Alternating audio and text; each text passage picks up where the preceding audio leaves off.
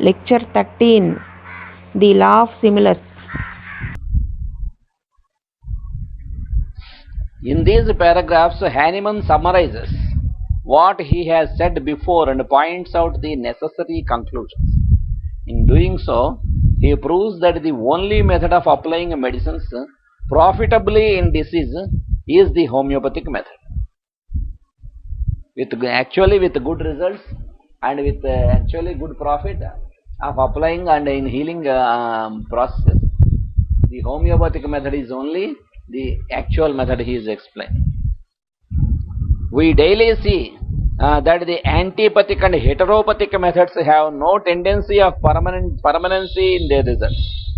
By these means, there are affected changes in the economy and changes in the symptoms, but no permanent cure, the tendency being simply to the establishment of another disease, often worse than the first, and without eradicating the first. Antipathic and heteropathic, that he has explained already. Antipathic means when a patient is having high fever, applying ice, that is antipathy. Heteropathy means when a patient is having constipation.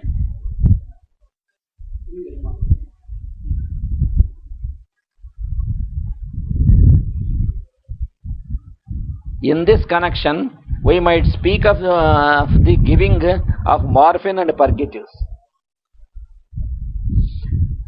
The friends of the patient plead with you to stop the pain or give something to move the bowels for the relief of the patient.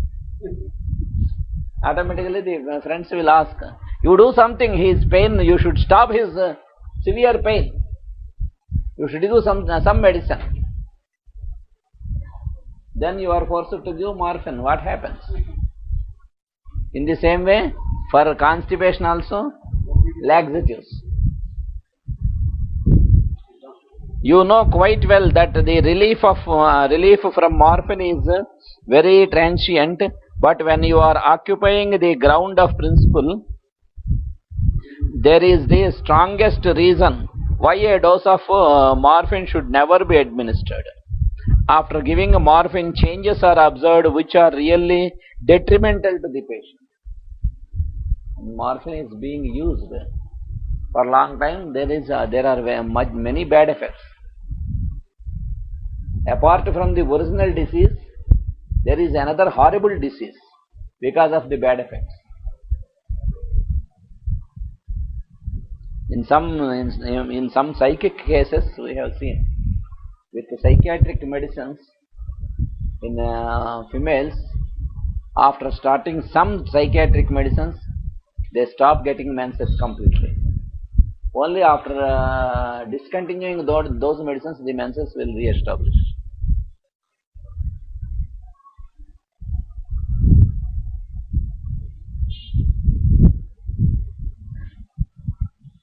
The symptoms are changed, and this is always unfortunate. The same objection applies to the giving of chloroform in labor. No woman at the present day is well enough to go through labor without some symptoms calling for a remedy. Hence, if you give chloroform in labor, you put your patient in a state in which she is unable to express the symptoms of her own condition after giving chloroform. If at the close of the labor she was about to give forth symptoms that would indicate that to the intelligent physician what remedy is needed, perhaps to overcome a lifetime suffering, you would be deprived of knowing what the remedy was by this act of foolishness. So when you administer a remedy homeopathically, then it is better instead of giving chloroform. After giving chloroform, the condition gets confused. The patient cannot report the symptoms. So the indicated remedy cannot be given.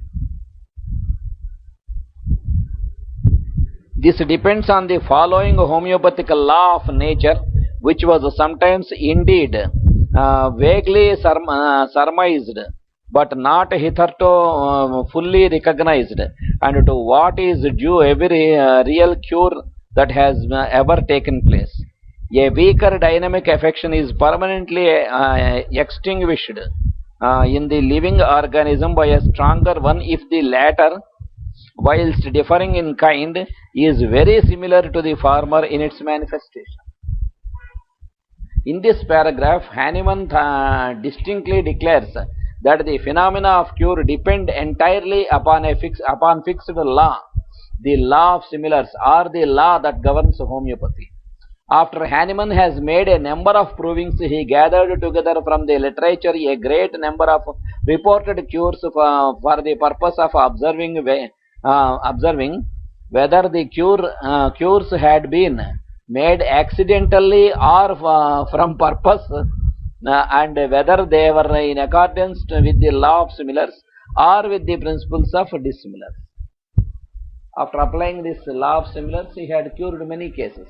Later also he has verified whether by giving that remedy accidentally the cure has taken place, or by giving the similar remedy the cure has taken place.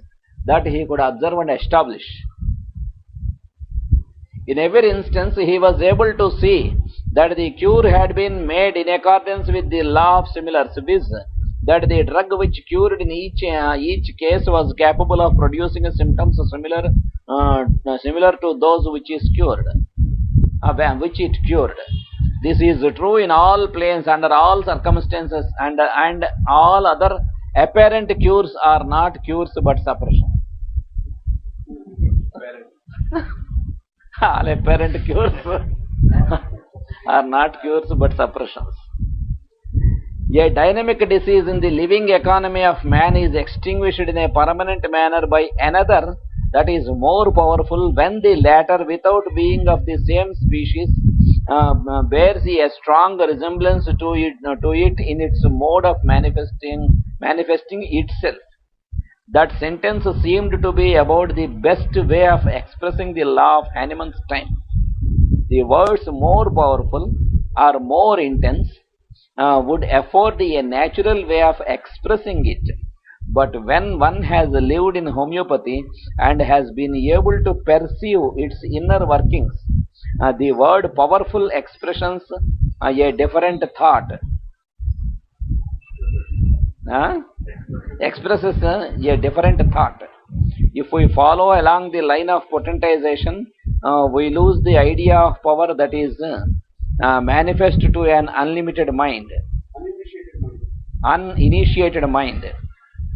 We enter the world of thought and therein learn a different kind of power or intensity. Then we study about the potency and the provings of potency. When we think naturally of power or intensity, the mind is at once carried to the idea of intensity as in the electrical problem, in which we increase the intensity by increasing the number of batteries. On the other hand, Hahnemann's expression leads to the idea of intensity having qualities more internal, higher, prior. That is, in the sense of from first to last, the more internal it is, the more intense, the more it approaches the first substance, so that the intensity as to cause means higher or more internal, higher in the sense of subtleness or fineness. So again he is explaining about the cause, which is higher and more subtle, not external. The word powerful, then you will please note, contains an interior thought, and that is the only way to bring the mind to realize what is meant. Powerful is actually from within, and hence powerful is actually powerful అని ఇచ్చాడు ఇక్కడ, power అని ఇచ్చాడు అక్కడ.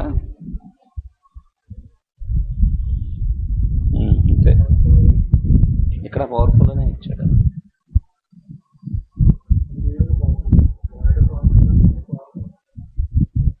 ఆ తర్వాత చూస్తే continuation తెలుస్తుంది.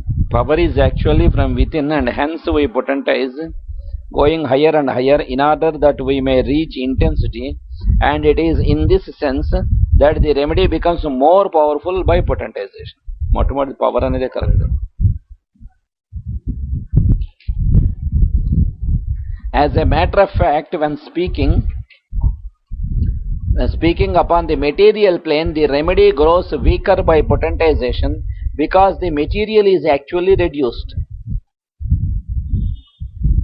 It would seem strange to a materialist, to an old school doctor for instance, who has not thought of anything but the giving of great pills, so to say, that aconite becomes more powerful by being attenuated. So when the material is being given more, but when the material is less and power is more, that difference he is explaining. To him, it would just be saying that it becomes more powerful, the weaker it becomes, and yet it is really so, though he cannot see it. A dynamic disease is extinguished by another that is more powerful when the latter is similar to it. The first proposition is that it must be similar, and then it must be intense enough. The more there is in the interior, the more there to expect in the exterior. So it is with the light of the sun. It is grander than all other lights because there is more in its interior. It is purer, it is more dynamical, and it will turn aside and destroy all other light. So he is comparing about the light of sun and other lights. This law of similars is seen prominently in the natural world.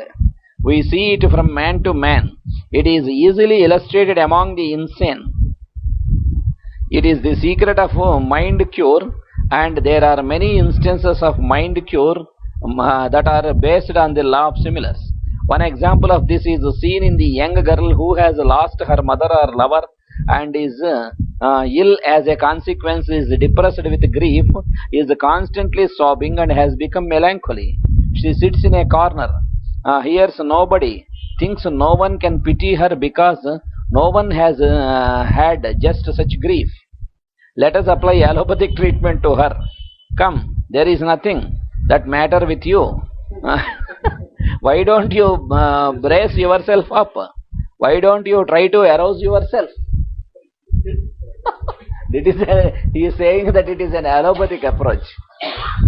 Though it seems to be a suggestion, thought suggestion or advice, but this only throws her into a deeper state of melancholy.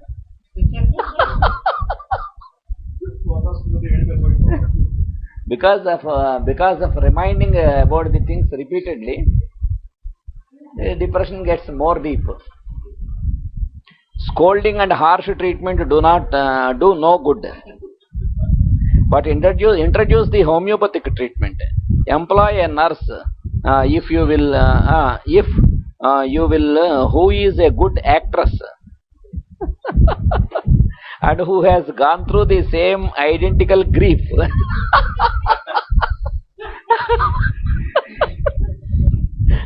And let her make a big fuss in the other corner.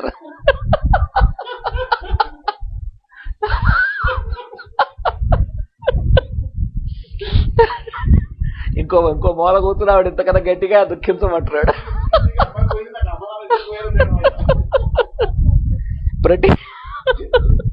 Pretty soon the patient will say, you seem to have the same grief that I have. Yes, I have lost a lover. Well, you can sympathize with me. And the two fall to bellowing and weep it out together.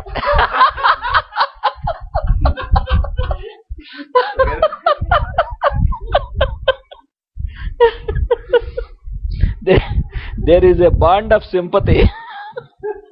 Sometimes a curable case of insanity can be reached in this way, and thus we have a mind cure.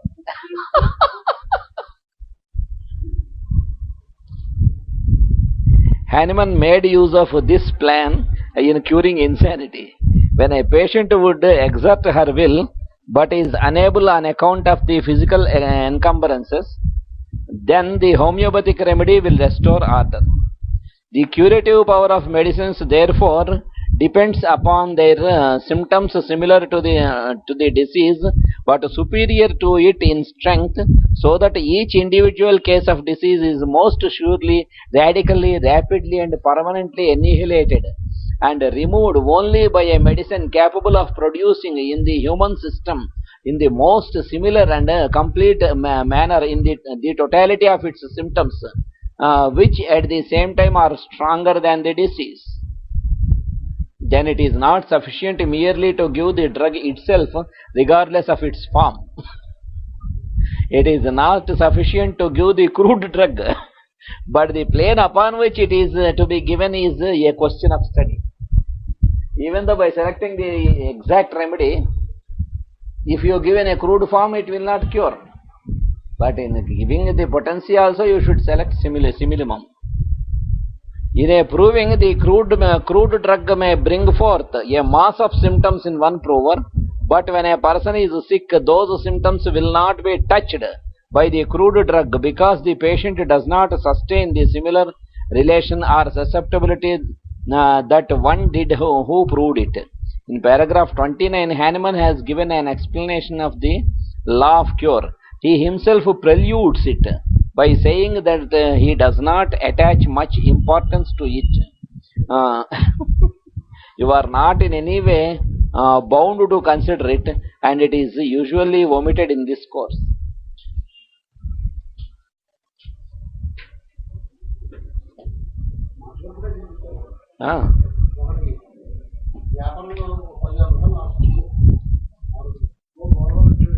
అదే కాదు, master has given one example in the similar way. In Amukta-Malyada cassette he has given, there was a poet. Of course it was only a story, not really happened.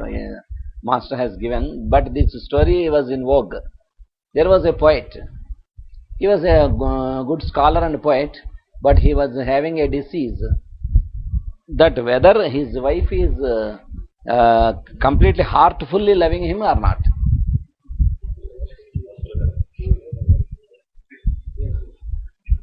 So one day he went to the forest. He was having this idea in the mind. One day his wife asked,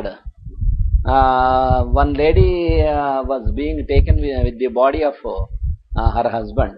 Why they are taking her? She asked. Because the husband died, so they are taking the lady also, because she wanted to die with her husband, they are taking. Then she asked, even after the death of husband, is she living? Why they should do? They might not have taken, she said. Her idea is, immediately after hearing about the news of the death of husband, she might have died. But this fellow understood in the other way. In the reverse way, he understood. So one day he went to the nearby forest with his labor, one fellow, one friend. There he killed a dog, and he put his robe, his bunion in the blood of that dog, and he sent this along with the friend to tell his wife that I am dead. Lion killed him. So immediately he went there. After hearing that, she fell down. Immediately he returned. He said, what my wife has said. Then the person said, no, nothing she said. The person was astonished. So what I thought is correct. What she is doing? Then he asked. She is not doing anything. What happened? He asked. Immediately on hearing this news, she fell down and died. He was very much disturbed. Then he started weeping for his wife. He went to her body, and he was there weeping, and also he was shouting that I will also die, I will also die, I will thrash my head to the wall. Immediately I will die. Then all the people who were there, they went to a yogi who was practicing yoga there, and they said, this fellow also will die in emotion, so what we have to do? That you advise. Then he said, you bring him. When he was being brought to him, the container which he was having nearby, he broke it into pieces. He gathered that pieces, and that yogi was weeping. Oh, oh container, you were giving much water to me. Now onwards you won't give. Like that he was weeping. So at that juncture the person came. He suddenly stopped weeping and shouting.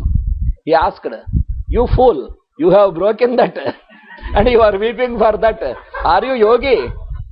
Then he said, I am not fool, you are fool. With your suspicion, you have killed your wife, wonderful wife, and now you are weeping, so you are a fool. Then immediately he stopped weeping. Then the master said, it is homeopathic treatment, he said.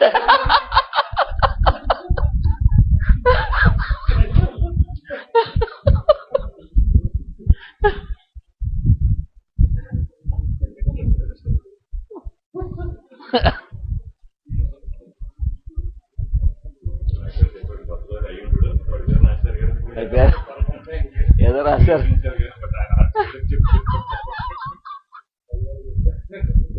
చక్కటి సుభాషితాలు ఇచ్చినారు. ఆయన ఎందుకు చేస్తాడు పాప, ఆయనకి అంత కట్టిస్తారు కానీ ఇవన్నీ.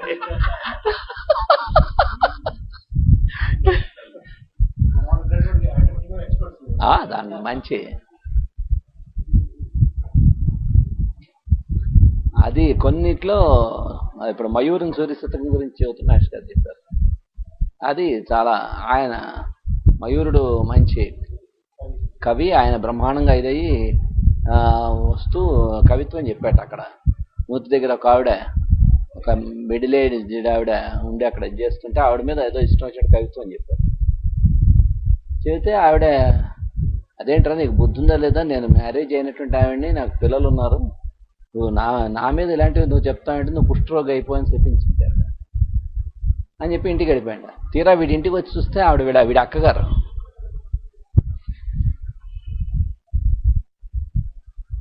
ఎంత పని చేశాను అసలు, అనవసరంగా నా కవిత్వాన్ని ఏదో చూపించుకోవాలనేటువంటి దాంట్లో నేను ఏదో కవిత్వం చెప్పేసాను తప్ప అని చాలా బాధపడి, సరే ఇంకా చేసిన పనికి ఇంకా జరగాలి ఎలాగో, దీనికి ఏం చేయాలో మీరు ఒక వే చెప్పండి అని చెప్పి వాళ్ళ తండ్రి గారిని అడుగుతారు. అయితే గురువు గారి దగ్గరికి పంపిస్తాడు. ఆయన చెబుతారు, నువ్వు సూర్యోపాసన చేస్తే నీకు నెమ్మదిగా అదంతా క్యూర్ అవుతుంది, ఆ రోజు ఉపాసన చేసి ఆ వచ్చినవన్నీ చేయండి, అప్పుడు సూర్యుని గురించి ఉపాసన చేసి సూర్య శతకం ఇచ్చి దాని ద్వారా ఎలాగ అన్ని నివారణ అవుతాయో కూడా ఇచ్చారు. మయూర్ని సూర్య శతకం